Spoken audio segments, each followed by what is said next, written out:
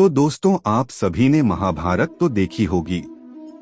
तो दोस्तों, जब महाभारत का युद्ध चल रहा था तो अंत में जब भीम ने दुर्योधन की जंघा उतार दी थी तो दुर्योधन खून में लथपथ होकर रणभूमि पर गिरा हुआ था। बस कुछ ही समय में दुर्योधन दम तोड़ने वाला था, लेकिन भूमि पर गिरे हुए ही उसने श्री कृष्ण की ओर देखते हुए अपने हाथ की 3 अंगुलियों को बार बार उठाकर कुछ बताने का प्रयास किया। तो दोस्तों, आज हम इस वीडियो में आपको बताने जा रहे हैं कि क्यों दुर्योधन ने भगवान श्री कृष्ण के सामने बार बार अपनी तीनों उंगलियों को उठाकर क्या बताना चाहता। तो जानते हैं इस वीडियो के माध्यम से। पीड़ा के कारण दुर्योधन के मुंह से आवाज धीमी धीमी ही निकल रही थी। तो श्री कृष्ण दुर्योधन के पास गए और कहने लगे कि क्या तुम कुछ कहना चाहते हो। तब दुर्योधन ने कहा कि हाँ, मैं कुछ बताना चाहता हूँ।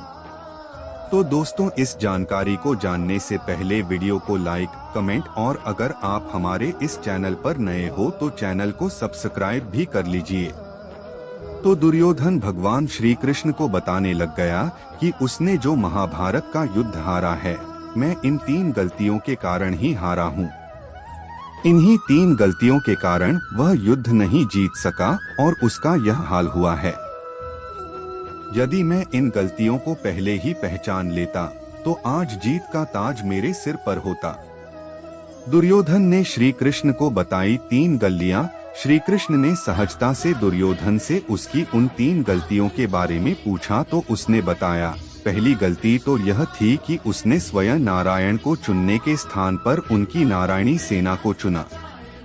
यदि मैंने नारायण को उस समय पर चुन लिया होता तो आज युद्ध कौरवों के पक्ष में होते, तो आज परिणाम कुछ और ही होता। दुर्योधन ने दूसरी गलती यह बताई कि अपनी माता के लाख कहने पर भी वह उनके सामने पेड़ के पत्तों से बना लंगोट पहन कर गया। यदि वह नग्नावस्था में जाता तो आज उसे कोई भी योद्धा परास्त नहीं कर सकता था।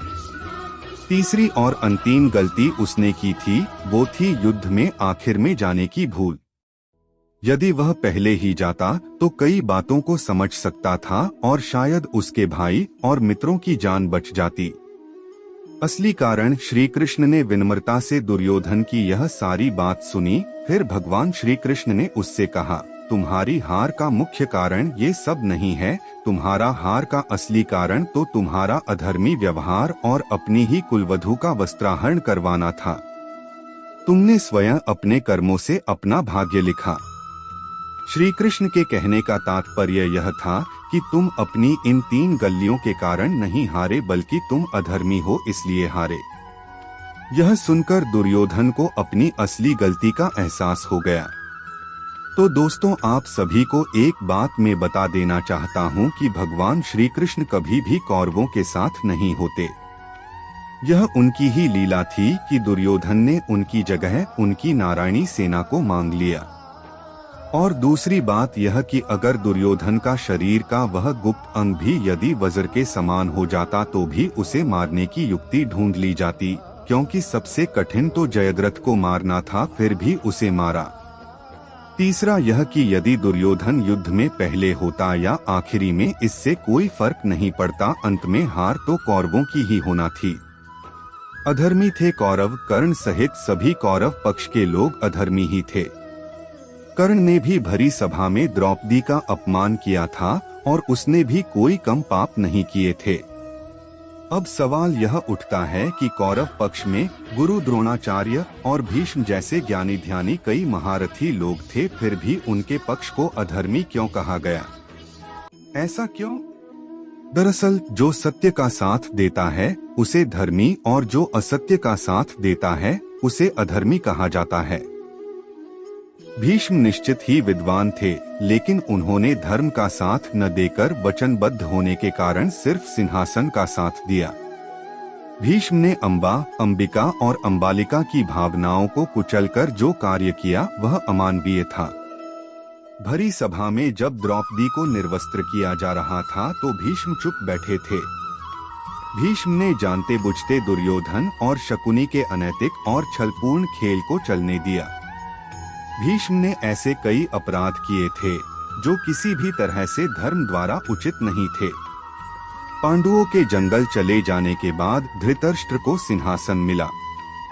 किंवदंती है कि गांधारी धृतराष्ट्र से विवाह नहीं करना चाहती थी, लेकिन भीष्म ने अपनी शक्ति का दुरुपयोग कर गांधारी का विवाह धृतराष्ट्र से कराया था। जब गांधारी गर्भ से थी तब धृतराष्ट्र ने अपनी ही सेविका के साथ सहवास किया, जिससे उनको युयुत्सु नाम का एक पुत्र मिला।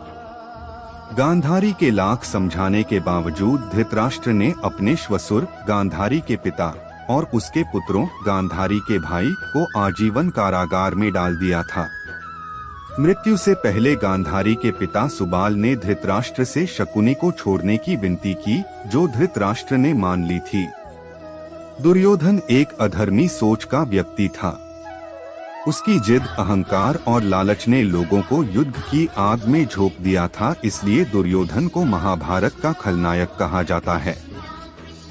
महाभारत की कथा में ऐसा प्रसंग भी आया है कि दुर्योधन ने कामपीड़ित होकर कुंवारी कन्याओं का अपहरण किया था।